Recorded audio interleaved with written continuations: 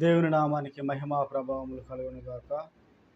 గడిచిన దినములంతా కూడా దేవుడు తన కృపలో మనందరినీ కూడా క్షేమకరముగా కాపాడి, మరి యొక్క పునరుద్ధరణ దినము నాటికి వాక్యమును ధ్యానం చేయుటకు ప్రభువు మనకు సహాయం చేసి ఉంటున్నాడు. ఈ యొక్క ఆదివారము మనము ధ్యానం చేయవలసి ఉన్నటువంటి అంశము సృష్టిలో పరస్పర ఆధారితము అనేటువంటి అంశం మనము ధ్యానం చేస్తూ ఉంటున్నాము. ప్రార్థన చేసుకునే వాక్యంలో మనం ముందు కొనసాగుదాము. స్తోత్రములు తండ్రి, పరిశుద్ధుడా నీకు వందనాలు. ఈ సమయంలో మీ మాటలు మేము ధ్యానిస్తుండగా మీరే కృప చూపి సహాయం దయచేసి దేవా, ఆయా వినగల చెవి గ్రహించగల మనస్సు మా అందరికి దయచేయమని యేసు నామమున ప్రార్థిస్తున్నాం తండ్రి, ఆమేన్. మంచిది. ప్రియమైనటువంటి దేవుని యొక్క సంగమా, ఈ యొక్క ఆదివారము మనము ధ్యానం చేయనటువంటి అంశము సృష్టిలో పరస్పర ఆధారితము అనేటువంటి అంశం మనం చూస్తూ ఉంటున్నాము. ఈ యొక్క సృష్టిలో ఒకదాని మీద ఒకటి ఆధారపడి ఉండడము మనము చూస్తూ ఉంటున్నాము. ఒకరి పట్ల ఒకరు ఆధారము కలిగి జీవించడము, ఆధారం అనేది లేకుండా జీవం అనేది కొనసాగదు అనేటువంటి మాటలు మన యొక్క జీవితంలో నుంచి కూడా మనము చూడవచ్చు. ఒకరికి ఒకరు సహాయము చేసినప్పుడు సహాయం చేసినప్పుడు ఒకరి మీద ఒకరు ఆధారపడినప్పుడు వారికి జీవనము ముందు కొనసాగుతూ ఉంటుంది. అదే విధముగా మనము చదవబడినటువంటి లేఖనముల నుంచి కూడా మనము అనేక విషయములు మనము ధ్యానం చేయవచ్చు. చదవబడినటువంటి కీర్తనలు 104వ కీర్తన 24 నుంచి 35 వరకు చదువుకున్నాము. ఆది కాండము 2వ అధ్యాయము 1 నుంచి 15 వచనముల వరకు, కొలస్సీయులకు రాసిన పత్రిక 2వ అధ్యాయము 16 నుంచి 23 వరకు చదువుకున్నాం. పరిశుద్ధ మత్తయి సువార్త 13వ అధ్యాయము 1 నుంచి 9 వరకు మనం చదువుకున్నాము. వీటిలో ఉన్నటువంటి గూఢార్థమైనటువంటి మాటలు మనము ధ్యానం చేద్దాము, ప్రభువుని గణపరచుదాము. ఆ యొక్క మాటల చేత మన యొక్క జీవితంలో మనము ఏ విధముగా జీవించాలి, ఈ యొక్క సృష్టిలో ఎటువంటి నడవడిక గలవారమై మనం ఉండాలి అని చెప్పి మనము చూద్దాము. ఇప్పుడు మనము ఒకరి మీద ఒకరము ఆధారపడి జీవిస్తూ ఉంటున్నాము. ఎలాగంటే ఇప్పుడు ఒకరు వ్యవసాయం చేస్తే ఒకరు ఉద్యోగం చేస్తూ ఉంటున్నారు, ఒకరు మెకానిక్ పని చేస్తూ ఉన్నారు, ఒకరు ఇంజనీర్గా ఉంటున్నారు, ఒకరు డ్రైవర్గా ఉంటున్నారు. అంటే వీరందరూ కూడా ఆహారము భుజించాలి అంటే ఒక రైతు మీద ఆధారపడి ఉండాలి. ఈ రైతుకు కూడా ఏదైనా ఎరువులు కావాలి అంటే ఇతను ఎవరి మీద ఆధారపడాలి అంటే ఒక డ్రైవర్ మీద ఇతను ఆధారపడేటువంటి వాడుగా ఉండాలి. దీనికి ఏదైనా తెగులు వచ్చినప్పుడు ఆ యొక్క మందు కంపెనీల మీద ఈ యొక్క వ్యవసాయదారి వారి మీద ఆధారపడాలి. అంటే చైన్ సిస్టమ్, ఒకరికి ఇట్లా ఆధారము కలిగి ఒకరి మీద ఒకరము ఆధారపడి పరస్పర అనేకమైనటువంటి విషయములలో ఆధారము కలిగి జీవించడం ద్వారా మన యొక్క జీవనము ముందుకు కొనసాగుతున్నటువంటిదిగా మనం చూస్తూ ఉంటున్నాం. మనము ఏదైనా రాయాలి అంటే ఆ పెన్ను తయారు చేసే వ్యక్తి కావాలి. వారు తయారు చేసిన దానికి మనం వారికి కొంత డబ్బు చెల్లించి మనం దాన్ని తీసుకున్నప్పుడు వారి యొక్క పని ద్వారా మనం ఇచ్చిన డబ్బు ద్వారా వారు పోషింపబడతా ఉన్నారు. అలాగే మనము ఏదైనా వర్క్ చేసేటప్పుడు మనకు కూడా ఒకటి కావాలి అన్నప్పుడు, ఒకరికి మనం ఇచ్చేవారుగా ఉన్నప్పుడు, మన దగ్గర నుంచి వస్తువు వారు తీసుకున్నప్పుడు ఆ యొక్క ధనము మన ఎద్దుకు రావడం ద్వారా మనము పోషించబడతా ఉంటున్నాం అని చెప్పి మనం చూస్తూ ఉంటున్నాం. ఇక సృష్టి మీద కూడా ఆధారపడాలి అనేటువంటి మాట మనము చూస్తాము. చదవబడినటువంటి ఆది కాండము 2వ అధ్యాయంలో మనము చూడవచ్చు. ఆకాశమును భూమియు వాటిలోనున్న సమస్త సమూహమును సంపూర్తి చేయబడెను. దేవుడు తాను చేసిన పని 7వ దినములోగా సంపూర్తి చేసి తాను చేసిన తన పని అంతటిని 7వ దినమున విశ్రమించెను. కాబట్టి దేవుడు ఆ 7వ దినమున ఆశీర్వదించి పరిశుద్ధపరచను. ఏలైనగా దానిలో దేవుడు తాను చేపట్టిన సృష్టిని సృజించినట్టు తన పని అంతటి నుండి విశ్రమించెను అని చెప్పి మనం చూస్తున్నాం.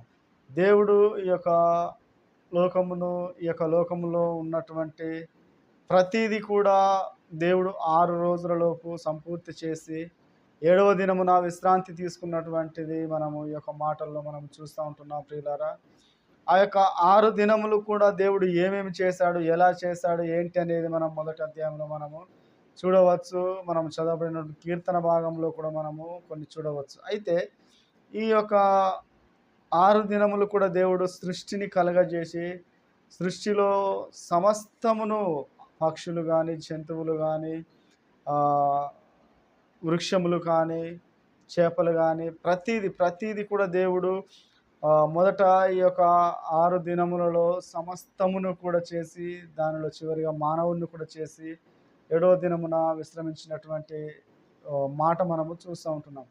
దేవుడు ప్రతి ఒక్కటి కూడా మనం చూస్తాం. మనము కొన్ని సందర్భాలలో కొన్ని ఫోటోస్ మనము డిజిటల్‌గా మనం చూసినప్పుడు ఎంత అందంగా ఉన్నది. సృష్టి బాగున్నది గదా! ఈ ఫ్లవర్స్ బాగున్నవి, ఈ పక్షులు బాగున్నవి.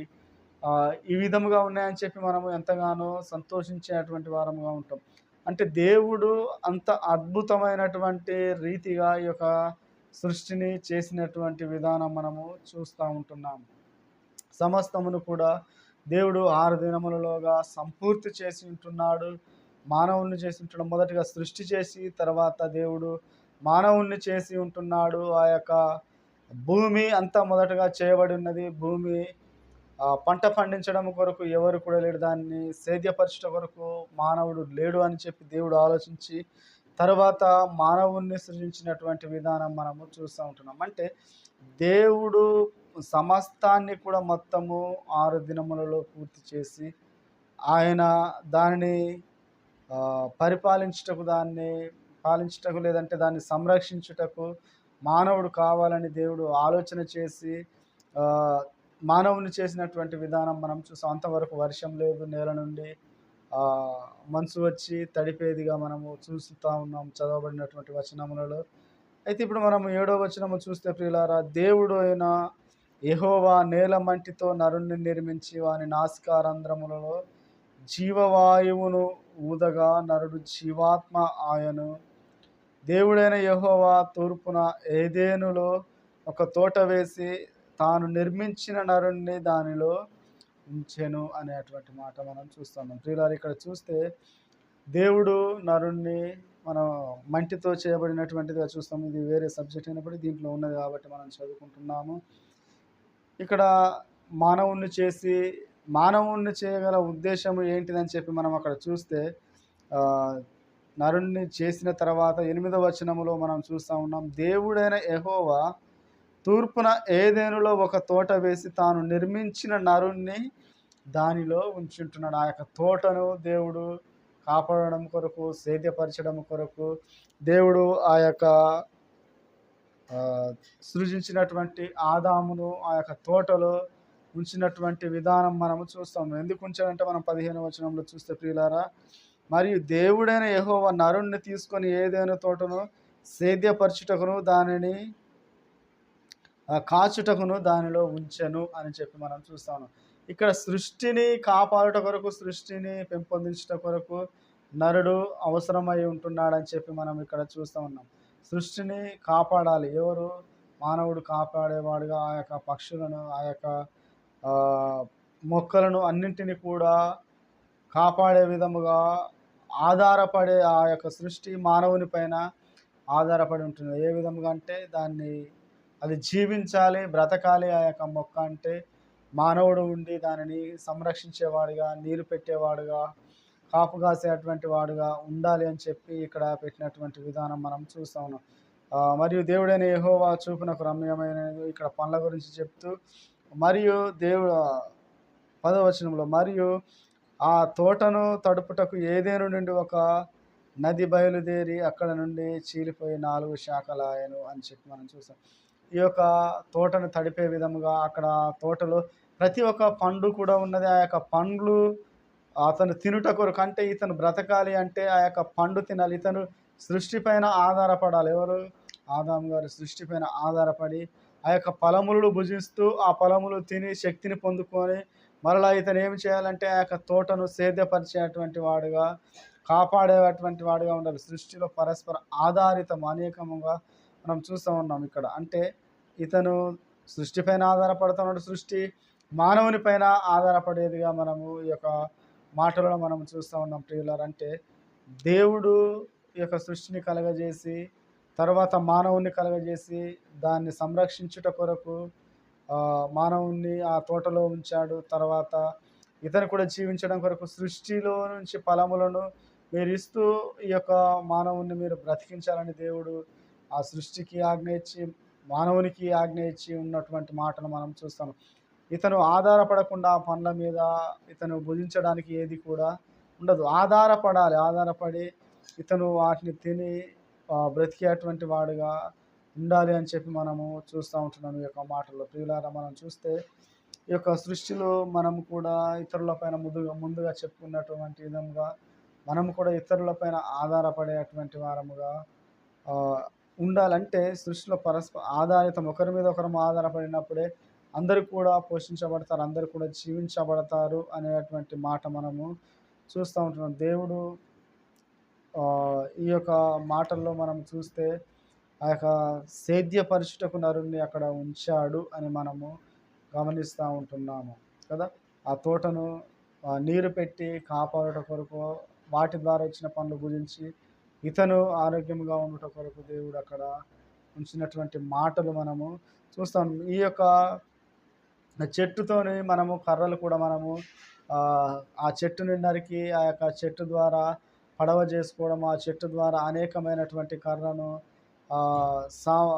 మన వస్తువులుగా మనము చేరుగా, మంచముగా, ఇంకా చాలా విధాలుగా వాడుకునేటువంటి వారముగా ఉంటా ఉన్నాం ఆ యొక్క కర్ర ద్వారా. అంటే అది మనకు అవసరముగా ఉంటున్నది కాబట్టి ప్రియులారా, దానిని కాపాడుతూ దానిలో నుంచి ఇప్పుడు మనము ఒక మార్గము వెళ్ళాలంటే మనకు మధ్యలో గోదావరి లేదంటే ఏదైనా ఉన్నదంటే సముద్రము, అక్కడ ఒక పడవ కావాలి. ఆ పడవ ఏ విధముగా వస్తుంటే ఆ యొక్క సృష్టిలో ఉన్నటువంటి ఆ మొక్కల ద్వారా, ఆ మొక్కలు పెద్దవిగా ఉన్నప్పుడు వాటిని తీసుకొని వాటిలో నుంచి ఆ కర్రలో నుంచి పడవ చేసుకొని దానిని ఆ యొక్క నీటి మీద దాటిపోవడానికి మనకు ఆధారం కలిగి ఉంటుంది. అంటే మనము ఆధారపడేటువంటి వారముగా జీవిస్తూ ఉంటున్నామని చెప్పి మనము చూడవచ్చు.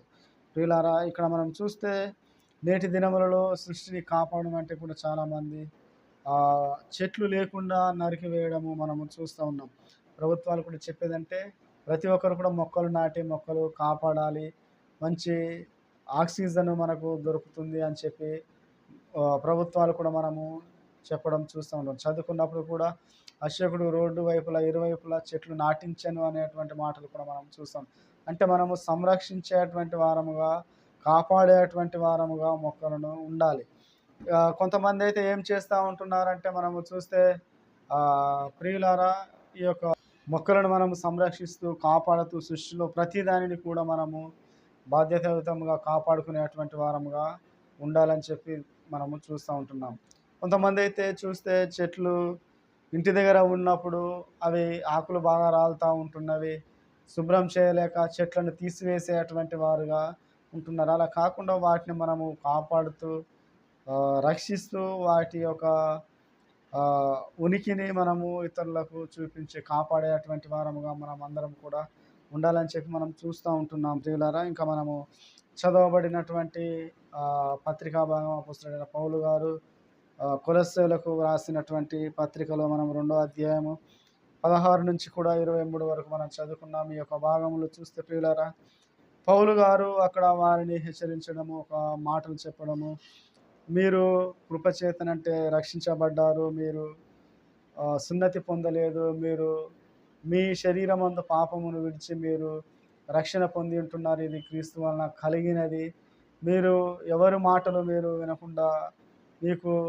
మిమ్మల్ని మీరు తీర్పు తీర్చుకునే విధంగా కాకుండా మీరు ఇలా ఉండాలని చెప్తూ 12, 13, 15 వచనములలో మనం చూస్తే అనేక విషయములు మనము చూడవచ్చు ప్రియులారా. ఇలా చెప్తూ ఏం చెప్తున్నాం 12, 13 నుంచి మనం చూస్తే, మరియు అపరాధముల వలనను శరీరమందు సున్నతి పొందక ఇండుట వలన మీరు మృతులై ఉండగా దేవుడు వ్రాతరూపకమైన ఆజ్ఞల వలన మన మీద రుణముగాను మనకు విరోధముగాను ఉండిన పత్రములను మేకులతో సిలువగొట్టి దాని మీది చేవ్రాతను తుడిచివేసి మనకు అడ్డము లేకుండా దానిని ఎత్తివేసి మన అపరాధములన్నింటినీ క్షమించి ఆయనతో కూడా మిమ్మల్ని జీవింపజేయను.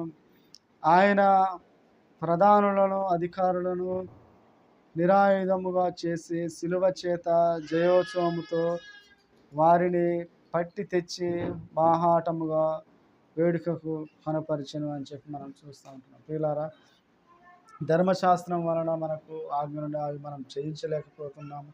దేవుడు ఏం చేశాడంటే సిలువలో ఆ యొక్క మేకుల ద్వారా మనకు ఉన్నటువంటి ప్రతిదీ కూడా మన యొక్క పాపపు భారం అంతా కూడా తీసివేసి మనకు ఉచితముగా రక్షణ కలుగజేసి ఆయన లేవడం ద్వారా మనము రక్షణ పొంది ఉంటున్నాం. బాప్తిస్మం ద్వారా మృతి చెంది ఆయన లేవడం ద్వారా ఆయన పునరుద్ధానుడు కావడం ద్వారా ఆయనతో పాటు కూడా మనం లేచినటువంటి వారముగా ఉంటున్నామని చెప్పి పౌలు గారు జ్ఞాపకం చేస్తూ, మీరు ఆ యొక్క ఆజ్ఞల వైపు మీరు చూడకుండా మీరు ఉండాలి అని చెప్పి మీకు ఎవరు కూడా తీర్పు తీర్చకుండా మీరు చూడండి. ఏంటంటే అన్నపానముల విషయములలోనైనా, పండుగల విషయం, అమావాస్య, విశ్రాంతి దినము, వీటన్నింటి విషయముల గురించి మరలా మీరు అలా చూడకండి అని చెప్తూ మీరు దూతలను వారి సాంప్రదాయ ప్రకారం అప్పుడు చూస్తే ఒక దూతలను ఆరాధిస్తూ అక్కడ దేవునికి వారు దూరముగా ఉండేటువంటి విధానం మనం చూస్తాం. అంటే దేవుని పూజించకుండా వారు దూతల వైపు చూస్తాం. అలా కాకుండా ఉండాలి అని చెప్పి పౌలు గారు చెప్తూ మీ యొక్క అన్నపానముల విషయముల గురించి ఇక్కడ దానిని తినకూడదు, దీన్ని తినకూడదు, ఇలా ఉండాలి, అలా ఉండాలి అని మీరు చెప్పేటువంటి మాటలు కఠినమైనటువంటి విధముగా మీరు ఉండేటువంటి వారుగా, అలా చెప్పేటువంటి వారు ఏ విధముగా ఉంటున్నారంటే వారి యొక్క శరీర నిగ్రహం విషయంలో ఏమాత్రము ఎన్నిక చేయదగినవి కావు అని చెప్పి మనం చివరిగా చూస్తాం. అంటే ఇలా చెప్పేవారు వారి యొక్క శరీరమందు అనేకమైనటువంటి పాపాలు చేసేటువంటి వారు కూడా కొంతమంది ఉంటున్నారు. అంటే అక్కడ ఒక పోరాటం అనే అక్కడ పౌలు గారు 2వ అధ్యాయం మొదటి నుంచి మనం చదివితే అనేక విషయాలు అక్కడ మాట్లాడడం మనం చూస్తూ ఉంటున్నాం. ప్రియులారా, ఇక్కడ మనము చూస్తే మీరు క్రీస్తుతో కూడా మృతి చెంది ఉంటున్నారు, ఆయన పునరుద్ధానుడయ్యాడు, మీరు కూడా లేపబడి ఉంటున్నారు. మీకు ఇట్టిది ఏది కూడా మీకు ధర్మశాస్త్ర సంబంధమైనది మీకు తగదు. అవి పాతి పెట్టబడిన క్రీస్తులో సిలువ వేయబడినప్పుడు అవన్నీ కూడా పోయినాయి, మీరు రక్షణ పొంది ఉంటున్నారు అని అక్కడ పౌలు గారు వారికి ఆ యొక్క మాటలను జ్ఞాపకం చేయడం మనము చూస్తూ ఉన్నాం. ప్రియులారా, ఇంకా మనము చదవబడినటువంటి సువార్త పాఠము పరిశుద్ధ మత్తయి సువార్త 13వ అధ్యాయము మనము చూద్దాం ఒకసారి. పరిశుద్ధ మత్తయి సువార్త 13వ అధ్యాయంలో 1 నుంచి 9 వరకు మనము చదువుకొని ఉన్నాం. ఈ యొక్క భాగంలో ప్రభువారు ఉపమాన రీతిగా ఇక్కడ విత్తనముల గురించి చెప్పడం మనము చూస్తూ ఉంటున్నాము. ఇక్కడ ఆయన ఆ దినమందు యేసు ఇంటి నుండి వెళ్ళి సముద్రమున కూర్చుండెను. బహుజన సమూహములు తన యొద్దకు కూడి వచ్చినందున ఆయన దోణి ఎక్కి కూర్చుండెను. ఆ జనులందరూ ధరిని నిలిచి ఉండగా ఆయన వారిని చూచి చాలా సంగతులను ఉపమాన రీతిగా చెప్పెను. ఎట్లనగా, ఇదిగో విత్తువాడు విత్తుటకును బయలుదేరి విత్తనములు విత్తుచుండగా కొన్ని విత్తనములు త్రోవ పక్కను పడెను, పక్షులు వచ్చి వాటిని మృంగివేసెను. కొన్ని చాలా మన్ను లేని రాతి నేలను పడెను. అక్కడ మన్ను లోతుగా ఉన్నందున అవి వెంటనే మొలిచెను, కానీ సూర్యుడు ఉదయించినప్పుడు అవి మాడి వేరు లేనందున ఎండిపోయాను. కొన్ని ముండ్ల పొదలలో పడెను, ముండ్ల పొదలు ఎదిగి వాటిని అణిచివేసిన. కొన్ని మంచి నేలను పడి ఒకటి 100 ఒకటి 60 ఒకటి 30 ఫలించెను. చెవిగలవాడు వినుగాక అని దేవుడు వారికి ఉపమాన రీతిగా ఇక్కడ ఆ యొక్క విషయాలు పరలోక రాజ్యమును గురించినటువంటి మాటలు ఈ యొక్క అధ్యాయంలో చెప్పుకుంటూ పోవడము మనము చూస్తూ ఉన్నాం. అంటే ఈ యొక్క సృష్టిలో ప్రభువారు ఉండిన సమయంలో కూడా ఆ యొక్క పడవ, ఇందాక నేను మొదటగా చెప్పే ఆ కర్రను మనం పడవ చేసుకొని వాడుకుంటాం. అంటే సృష్టిలో ప్రభువారు కూడా అనేకమైన వాడుకోవడం. ఇంకా విత్తనము చల్లినప్పుడు ఆ విత్తనమునకు కావాల్సింది సూర్యరశ్మి అని కూడా మనము చూస్తూ ఉంటున్నాము. ఆ యొక్క విత్తనములు రాతి నేలన పడితే అది ఎక్కువగా జీవించదు. నేలన మట్టి ఎక్కువగా ఉన్న కాడ అది పడితే జీవిస్తుంది. ఈ యొక్క విత్తనము భూమిపైన ఆధారపడినప్పుడు అది మొలిచి ఫలించేదిగా ఉంటుందని చెప్పి మనం అక్కడ చెప్పబడినటువంటి మాటలు మనం చూస్తాం. రాతి మీద పడితే అది ఎక్కువగా ఫలించదు.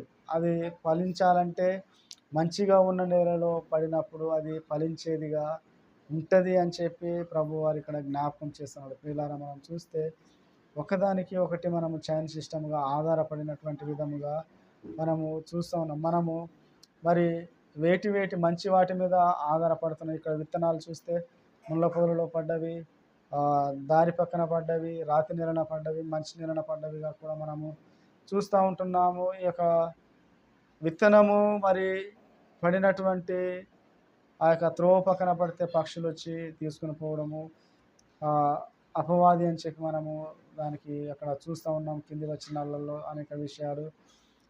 రాతి నేలన పడినప్పుడు వేరు లోపలికి పోతే అక్కడ సూర్యరశ్మికి ఆ మట్టి కొంచెమే ఉన్నందున ఆ రాయి వేడెక్కడం ద్వారా ఆ మొక్క చనిపోవడం మనము చూస్తూ ఉంటున్నాము. ముళ్ళ పొదలో పడినప్పుడు అది అణిచివేయబడడం చూస్తూ ఉన్నాం. మంచి నేలన పడినప్పుడు అక్కడ మంచి నేల ఈ యొక్క విత్తనానికి ఆధారముగా ఉన్నది అని చెప్పి మనము చూస్తూ ఉన్నాం. అది ఫలించినదిగా ఉంటున్నది. మన జీవితంలో కూడా మనము ఈ యొక్క సృష్టిలో పరస్పర ఆధారితం అన్నిటి మీద ఆధారపడుతూ ఉంటాం, కానీ ఫలింపు అనేది ఉండదు. మరి మంచి నేలన పడిన విత్తనం ఏ విధముగా ఫలించిందో మనము అటువంటి ఒక ఆలోచన కలిగి ఆ మంచి నేలన పడిన విత్తనం ఫలించినటువంటి విధముగా మనం చేసే పనులలో అక్కడ కొంత ఫలింపు అనేది మనము కొన్ని సందర్భాలలో మనము చూసేటువంటి వారముగా ఉంటాం. మనము కూడా దేవుని పైన ఆధారపడేటువంటి వారముగా ఉండాలి. కొలస్సీలకు రాసిన పత్రికలో మనం చూస్తే శిరస్సు ఆయన అయి ఉంటున్నాడు. ఆ యొక్క శిరస్సు ఆయన ఉంటున్నాడు. మనమందరం కూడా నరములు, అవయవములుగా మనమందరం ఉంటున్నాము. ఆయన మనల్ని డైరెక్షన్ చేసినప్పుడు మనము నడిచే వారముగా, ఆయనను ఆనుకొని ఉండే వారముగా మనము క్రీస్తుతో పాటు ఉండే విధముగా మనం ఉండాలి. కొలస్సీలకు రాసిన పత్రికలో చెప్పబడిన రీతిగా ఆయన పైన మనం ఆధారపడాలి. ధర్మశాస్త్రం మీద మనము ఆధారపడి ఉంటే మనము రక్షణ అనేది మనకు ఎంత మాత్రం కూడా ఉండదు. అంటే మనము క్రీస్తు మీద ఆధారపడి మనము రక్షణ పొంది ఉంటున్నాము. క్రీస్తు ద్వారానే మనకు విమోచన కలిగిన, క్రీస్తు ద్వారానే మనము ఆయన యొక్క రాజ్యానికి మనం అందరం కూడా వారసులముగా ఉంటా ఉన్నాము. ఆయనే తలగా ఉంటున్నాడు. మనమందరం కూడా అవయవములుగా, నరములుగా అందరం కూడా ఉంటున్నామని ఆ యొక్క పత్రికా భాగంలో పౌలు గారు జ్ఞాపకం చేసినటువంటి మాటలు మనము చూస్తూ ఉన్నాం. ప్రియులారా, కాబట్టి ఈ యొక్క సృష్టిలో పరస్పర ఆధారితములు, మొక్కలు, జంతువులు, మానవుడు వాటిని సంరక్షించాలి. అవి మానవులను కాపాడేదిగా ఉంటున్నాయి. మనము ధాన్యం చల్లినప్పుడు ఆ ధాన్యము ఆ యొక్క నేలన దున్నిచి మనం వేసినప్పుడు సూర్యరశ్మికి అవి మొలిచి, సూర్యుడు ఆ యొక్క రశ్మి ఉంటేనే అవి మొలుస్తాయి. అంటే ఈ విత్తనం మొలకెత్తాలంటే సూర్యుని మీద ఆధారపడాలి కదా. అలా ఆధారపడినప్పుడు ఇది మొలకెత్తి ఫలిస్తుంది. ఫలించినప్పుడు మనము ఆ యొక్క పంట మీద మనం ఆధారపడి మనం అవి భుజించి మనం బ్రతికేటువంటి వారముగా ఉంటాం. మనము ఆ పంట రావాలి, ఆ పంట మన చేతికి ఆ యొక్క భూమి ఇవ్వాలంటే మనం ఏం చేయాలంటే ఎరువులు అందించేటువంటి వారముగా ఉండాలని చెప్పి మనం చూస్తున్నాం. అంటే ఆధారం పరస్పర అనేకమైనటువంటి ఆధారితం కలిగి తో సమ్మిళితమైనటువంటి యొక్క సృష్టిని మనము చూస్తూ ఉంటున్నాం. దేవుడు ఒక్కొక్క దానికి చైన్ సిస్టమ్గా పెట్టి మనందరినీ కూడా ఆయన పోషించేటువంటి వాడుగా ఉంటున్నాడు. అదే విధముగా పోషిస్తున్నాడు.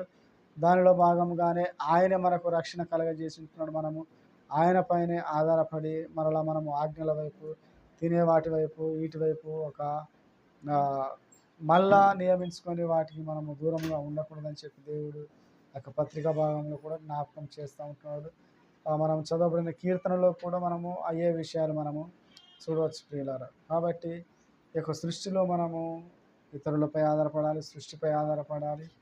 మన యొక్క జీవనము కొనసాగిస్తూ ఉండాలి. ఎవరు కూడా మనల్ని ఇది తినద్దు, అది అని చెప్పి వారు చెప్పేటువంటి మాటలకు, ధర్మశాస్త్ర సంబంధమైనటువంటి మాటలకు మీకు రక్షణ లేదు, ఇటువంటి మాటలకు మనం ఎంత మాత్రం కూడా ఎవరు కూడా మనల్ని అనే విధంగా చూసుకుంటాం. మనము ఆయన యొక్క రాకడ కొరకు మనము కనిపెడుతూ ఆయనతో పాటు జీవించేటువంటి వారముగా మనం అందరం కూడా ఉండాలి. అటువంటి కృప పరిశుద్ధాత్మ దేవుడు మనందరికీ దయచేయను గాక.